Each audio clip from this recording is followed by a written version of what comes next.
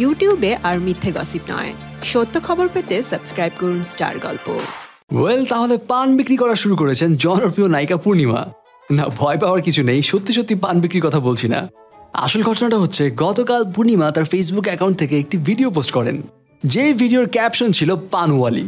এখন কি রয়েছে এই ভিডিওটিতে সেটার একটুখানি ঝলক আপনারাই দেখে আসুন।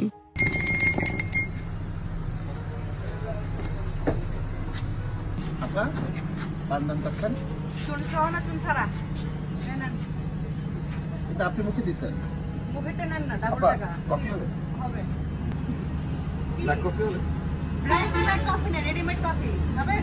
এই দোকানে আসতে তো ভালো লাগে। শীতের কালে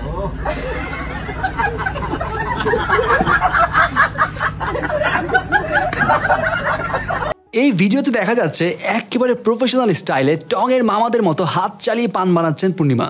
এবং সেই ভিডিওতে আরও ছিলেন ড্যান্স কোরিওগ্রাফার ইভান শাহরিয়ার সোহাগ এবং পপুলার নায়ক ফেরদৌস, যিনি কিনা পানের দোকানে কফি কিনতে এসেছিলেন। এখন এই তিনজন আসলে মজা করার জন্যই মনে হয় এমন অ্যাক্টিং করেছেন।